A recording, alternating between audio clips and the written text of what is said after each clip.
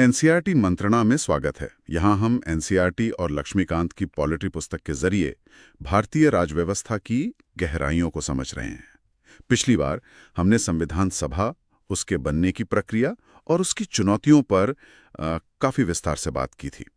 आज हमारा फोकस रहेगा उस समिति पर जिसे अक्सर संविधान निर्माण का दिल और आत्मा कहते हैं। हाँ, प्रारूप समिति यानी ड्राफ्टिंग कमेटी पर। हम इसकी भूमिका, सदस्य, योगदान सबको समझने की कोशिश करेंगे। और हाँ, सिर्फ प्रारूप समिति ही नहीं, संविधान सभा की जो दूसरी महत्वपूर्ण समितियां थीं, उनके अध्यक्ष कौन थे, उनकी क्या भूमिका थी, उस पर भी बात करेंगे। बिल्कुल। और देखिए, ये चर्चा यूपीएससी, पीसीएस, एसएससी मतलब सभी सरकारी परीक्षाओं के लिए बहुत जरूरी है। हम कोशिश करेंगे कि तथ्यों को इस तरह रखें कि याद रहें और हर पहलू को ठीक से समझ सकें। हाँ, ताकि कोई भी महत्वपूर्ण बिंदु छूट न जाए। जी, सिर्फ तथ्य नहीं, उनके पीछे का संदर्भ भी समझना होगा। तो चलिए शुरू करते हैं ये गहन पड़ताल। सबसे पहले, ये प्रारूप समिति बनी कब थी और किन हालातों में? मकसद क्या था इसका? देखिए, प्रारूप समिति बनी 29 अगस्त 1947 को। तारीख पर गौर कीजिए।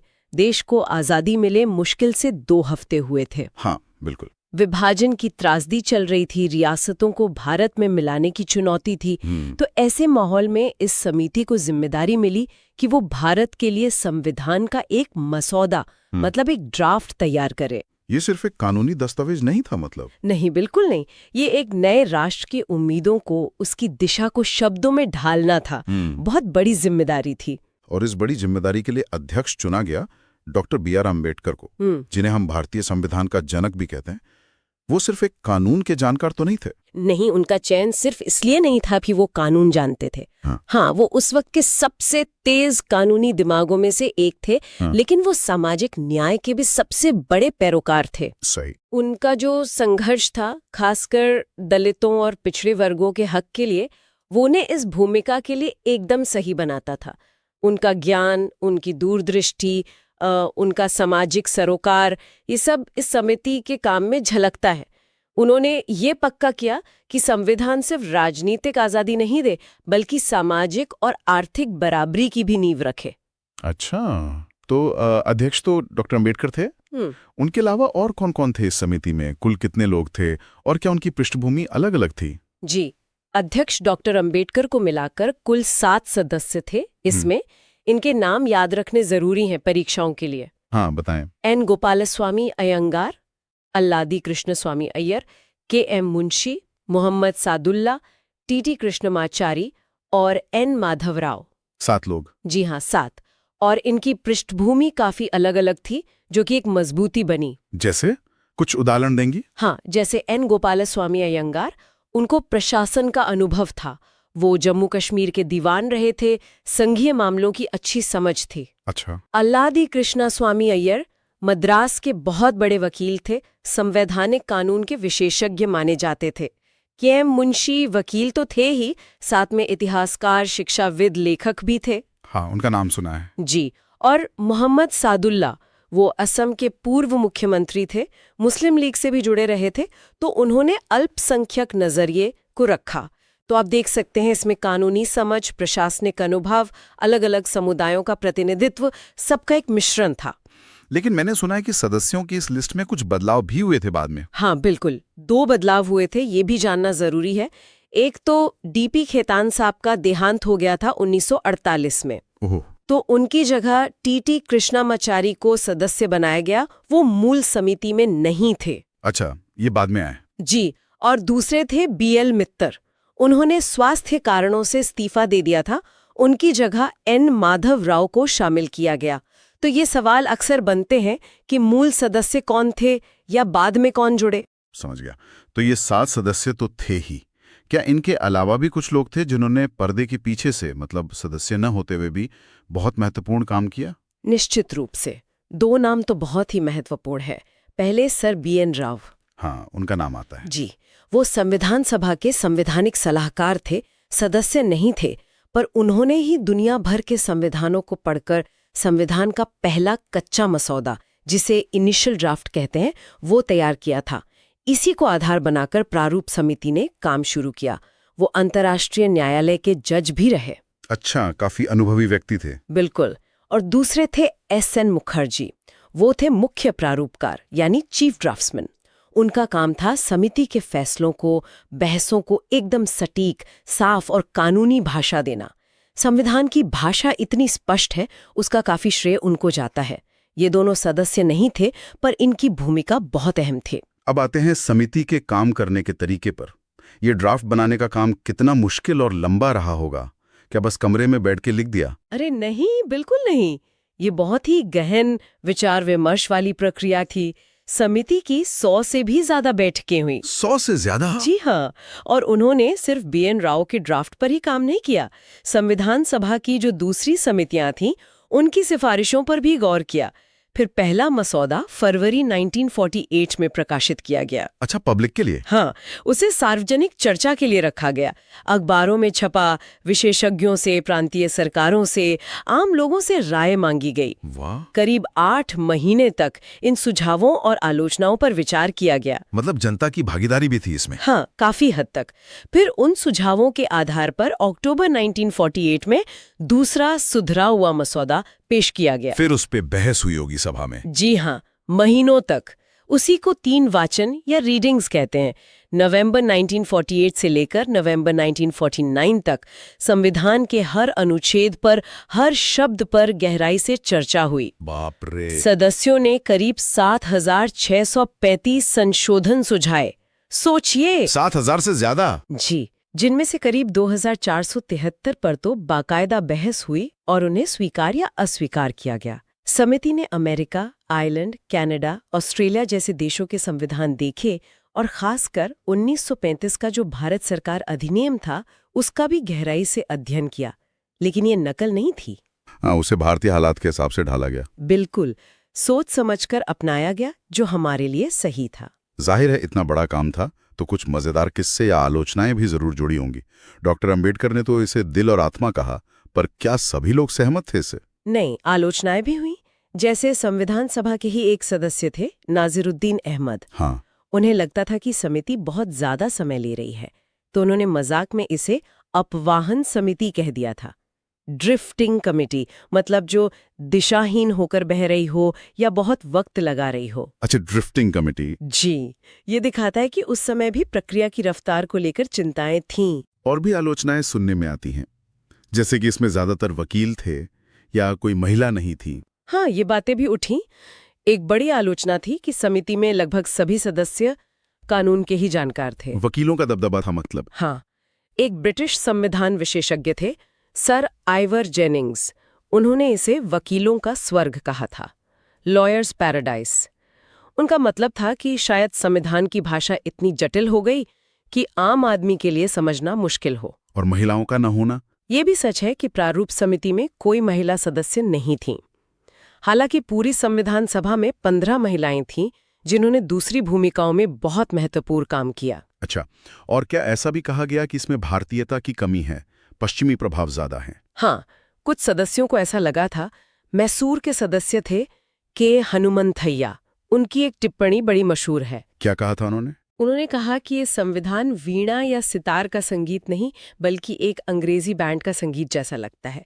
मतलब इसमें भारतीय मूल्यों की झलक कम है, पश्चिमी मॉडल ज्यादा हावी है। दिलचस्प। और सोमनाथ लाहिरी जैसे जो वामपंथी आलोचक थे, उन्हें लगा कि मौलिक अधिकारों को राज्य की शक्तियों के आगे बहुत सीमित कर दिया गया है। उन्होंने कहा कि ये अधिकार पुलिस कांस्टेबल के नजरिए से बनाए गए हैं। तो ऐसी कई आलोचनाएं उस समय की बहसों का हिस्सा थी। तो इन सब आलोचनाओं को देखते हुए प्रारूप समिति की विरासत और महत्व को हम कैसे देखें? क्या ये बस एक दस्तावेज बनाने वाली समिति थी? देखिए, आलोचनाएं अपनी जगह है, लेकिन प्रारूप समिति का योगदान ऐतिहासिक है, बुनियादी है। इसने दुनिया के सबसे लंबे लिखित संविधानों में से एक तैयार किया। भारत जैसे इतने बड़े और विविध देश के लिए ये अपने आप में एक बहुत बड़ी उपलब्धि थी। सही बात है। इसने सिर्फ एक लोकतांत्रिक ढांचा ही नहीं दिया, बल्कि सामाजिक न्याय के सिद्धांतों को भी स्थापित किया, जैसे अनुच्छेद 17, जिसने अस्पृश्यता का अंत किया। हाँ, ये बहुत महत्वपूर्ण था। और ये संविधान कठोर भी है और लचीला भी। इसी वजह से ये आज तक प्रासंगिक बना हुआ है। इसने उदार लोकतंत्र और एक कल्याणकारी राज्य के आदर्शों के बीच संतुलन बनाने की कोशिश की।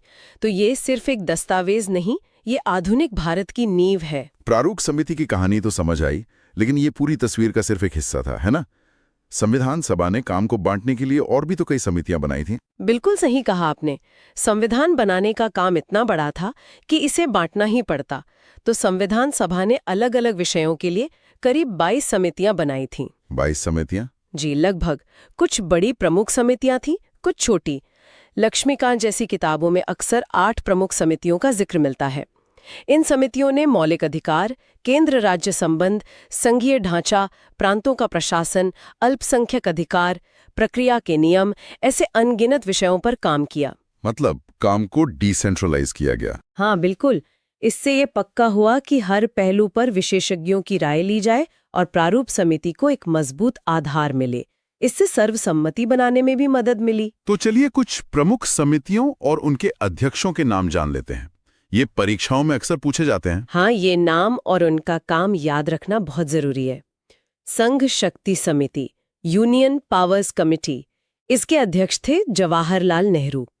काम था केंद्र सरकार की शक्तियां तय करना। अच्छा, नेहरू जी। संघीय संविधान समिति, यूनियन कॉन्स्टिट्यूशन कमिटी, इसके अध्यक्ष भी नेहरू जी ही थे। इसने केंद्र सरकार का ढांचा कैसा हो उसका प्रारूप बनाया। तो नेहरू जी का फोकस साफ तौर पर संघ पर था। प्रांतीय संविधान समिति, प्रोविंशियल कॉन्स्टिट्यूशन कमिटी, इसकी अध्यक्षता की सरदार वल्लभ भाई पटेल ने। काम था प्रांतों के लिए, यानी आज के राज्यों के लिए संविधान का मॉडल तैयार करना। पटेल जी। रियासतों से बातचीत के लिए समिति, स्टेट्स कमिटी, इसके अध्यक्ष फिर से जवाहरलाल नेहरू थे। रियासतों को भारत में मिलाना उस वक्त की बड़ी चुनौती थी। ये समिति उसी पर काम कर रही थी। हाँ, ये बहुत जरूरी काम था। मौलिक अधिकारों, अल्पसंख्यकों और जनजातीय तथा बहिष्कृत क्षेत्रों पर सलाहकार समिति, ये एक बहुत बड़ी और महत्वपूर्ण समिति थी और इसके अध्यक्ष थे सरदार वल्लभ भाई पटेल। अच्छा, पटेल जी फिर से। जी, ये दिखाता है कि इन संवेदनशील मुद्दों को कितना महत्व दिया गया था। पटेल जी के नेतृत्व में इसने अधिकारों और सुरक्षा उपायों पर बहुत अहम सिफारिशें दी। और इसकी कुछ उपसमितियां भी थीं शायद? हाँ, बिल्कुल। ये जानना भी जरूरी है। इस बड़ी सलाहकार समिति के तहत कई उपसमितियां थीं, जैसे मौलिक अधिकार उपसमिति, इसके अध्यक्ष थे जे.बी. कृपलानी जी। और अल्पसंख्यक उपसमिति, जिसके अध्यक्ष थे एच.सी. मुखर्जी। इन्होंने जमीनी स्तर पर काम करके मुख्य समिति को रिपोर्ट दी थी। अच्छा। और कौन सी प्रमुख समितियां थीं? संचालन समिति, स्टीयरिंग कमेटी, इसके अध्यक्ष थे डॉक्टर राजेंद्र प्रसाद, जो संविधान सभा के भी अध्यक्ष थे। इसका काम था सभा की कार्रवाई चलाना, एजेंडा तय करना। ठीक है। प्रक्रिया नियम समिति, रूल्स ऑफ प्रोसीजर कमेटी, इसके अध्यक्ष भी डॉक्टर राजेंद्र प्रसाद थे। इसने सभा के कामकाज के नियम बनाए। यानी प्रक्रिया वाले काम डॉक्टर प्रसाद देख रहे थे। जी। और एक और वित्त और कर्मचारी समिति, फाइनेंस एंड स्टाफ कमेटी, इसके अध्यक्ष भी डॉक्टर राजेंद्र प्रसाद ही थे। ये सभा के खर्चे और प्रशासन का काम देखती थी। तो ये हो गई प्रमुख समितियां। इनके अलावा कुछ छोटी समितियां भी थी जिनका काम विशिष्ट था पर महत्वपूर्ण था। हाँ, कुछ छोटी समितियों का काम भी जानना चाहिए, खासकर परीक्षाओं के लिए। जैसे राष्ट्रीय ध्वज पर तदर्थ समिति, ad hoc committee on the national flag, अध्यक्ष थे डॉक्टर राजेंद्र प्रसाद। इसी समिति की सिफारिश पर हमारा तिरंगा 22 जुलाई 1947 को राष्ट्रीय ध्वज बना। हाँ, ये तारीख महत्वपूर्ण है। कार्य संचालन समिति, ऑर्डर ऑफ बिजनेस कमेटी, अध्यक्ष थे के.एम. मुंशी। ये तय करती थी कि सभा में किस मुद्दे पर कब बहस होगी। सदन समिति, हाउस कमेटी, अध्यक्ष थे बी. पट्टाभी सीतारमैया। ये सदस्यों के रहने वगैरह की व्यवस्था देखती थीं। अच्छा। प्रत्यपत्र समिति, क्रेडेंशियल कमेटी, अध्यक्ष थे अल्लादी कृष्ण स्वामी अय्यर। ये देखती थी कि जो सदस्य चुनकर आए हैं उनके कागजात सही हैं या नहीं। एक और थी नागरिकता पर तदर्थ समिति, एडहॉक कमेटी ऑन सिटीजनशिप, अध्यक्ष थे एस. वर्धाचार्य। इसने नागरिकता जैसे पेचीदा मुद्दे पर शुरुआती काम किया। अगर आप इन समितियों के अध्यक्षों को देखें तो एक पैटर्न सा दिखता है ना? हाँ, क्या पैटर्न? देखिए, नेहरू जी मुख्य रूप से संघ और विदेश मामलों से जुड़ी समितियों को देख रहे थे। सरदार पटेल प्रांतों, अधिकारों, एकीकरण जैसे महत्वपूर्ण आंतरिक मामलों को, और डॉक्टर राजेंद्र प्रसाद सभा के अध्यक्ष होने के नाते प्रक्रिया और संचालन से जुड़ी समितियों को। और डॉक्टर अंबेडकर? और इन सब के काम को अंतिम संवैधानिक शक्ल देने का जिम्मा था डॉक्टर अंबेडकर के नेतृत्व वाली प्रारूप समिति पर। तो ये एक तरह का सोचा समझा काम का बंटवारा था। हाँ, ये वाकई एक बहुत जटिल और मिलजुल कर की गई प्रक्रिया की तस्वीर साफ करता है। अब अगर हम परीक्षा की तैयारी और नोट्स बनाने के हिसाब से सोचें, तो आज की चर्चा से मुख्य बातें क्या रहीं जिन्हें याद रखना चाहिए? बिल्कुल, आइए मुख्य तथ्यों को जल्दी से दोहरा लेते हैं, ये नोट्स बनाने में मदद करेंगे। प्रारूप समिति गठन 29 अगस्त 1947, अध्यक्ष डॉक्टर BR अम्बेडकर, कुल सदस्य 7, अध्यक्ष समेत, सदस्य बदले, खेतान की जगह कृष्णमाचारी, मित्तर की जगह माधवराव, संवैधानिक सलाहकार सदस्य नहीं, सर BN राव, मुख्य प्रारूपकार सदस्य नहीं, SN मुखर्जी, पहला मसौदा फरवरी 1948। ठीक है, और दूसरी समितियां? अन्य प्रमुख समितियों के अध्यक्ष नेहरू जी, संघ शक्ति, संघीय संविधान रियासत समिति, पटेल जी, प्रांतीय संविधान सलाहकार समिति, मौलिक अधिकार, अल्पसंख्यक आदि, राजेंद्र प्रसाद जी, संचालन, नियम प्रक्रिया, वित्त, ध्वज समिति, JB कृपलानी, मौलिक अधिकार उप समिति। और कुछ महत्वपूर्ण तारीखें? महत्वपूर्ण तिथियां: प्रारूप समिति का गठन 29 अगस्त 1947, पहला मसौदा 21 फरवरी 1948, संविधान अपनाया गया 26 नवंबर 1949, इसी दिन संविधान दिवस मनाते हैं। संविधान लागू हुआ 26 जनवरी 1950, हमारा गणतंत्र दिवस। बहुत बढ़िया, ये एकदम संक्षिप्त और उपयोगी सारांश है। अच्छा, जाते जाते श्रोताओं के लिए एक सोचने वाला सवाल छोड़ते हैं। जी, ये जो प्रारूप समिति की आलोचनाएं हुई कि प्रतिनिधित्व कम था, या पश्चिमी प्रभाव ज्यादा था, या वकीलों का स्वर्ग था, अगर इन बातों को ध्यान में रखते हुए सोचिए, संविधान का मसौदा किसी और ज्यादा विविध समूह ने बनाया होता, या सिर्फ भारतीय परंपराओं पर ज्यादा जोर दिया होता, तो क्या आज का भारतीय संविधान बहुत अलग होता? और अगर हाँ, तो कैसे? ये वाकई सोचने लायक सवाल है। इतिहास तो जो हो गया वो हो गया, लेकिन ऐसे सवाल हमें अपने संविधान की प्रकृति को, उसके बनने की प्रक्रिया को और गहराई से समझने में मदद करते हैं। श्रोताओं को जरूर इस पर और पढ़ना चाहिए, सोचना चाहिए। हाँ, और M लक्ष्मीकांत और NCERT की किताबें तो हैं ही इस खोज में मदद के लिए। बिल्कुल। और अगर श्रोता NCERT और लक्ष्मीकांत पर आधारित भारतीय राज्य व्यवस्था का पूरा व्यवस्थित कवरेज चाहते हैं, तो हमारी NCERT मंत्रणा प्लेलिस्ट जरूर देखें। वहां ऐसी ही और भी चर्चाएं मिलेंगी। हमें उम्मीद है कि आज की ये बातचीत आप सबके लिए उपयोगी रही होगी। अगर ये कोशिश पसंद आई तो इसे अपने दोस्तों के साथ जो तैयारी कर रहे हैं उनके साथ जरूर शेयर करें। हमारे चैनल को सब्सक्राइब करें, कमेंट्स में बताएं कि कैसा लगा, और हाँ, लाइक करना ना भूलें। जी, आपका प्रोत्साहन ही हमें और बेहतर करने की प्रेरणा देता है। धन्यवाद। धन्यवाद।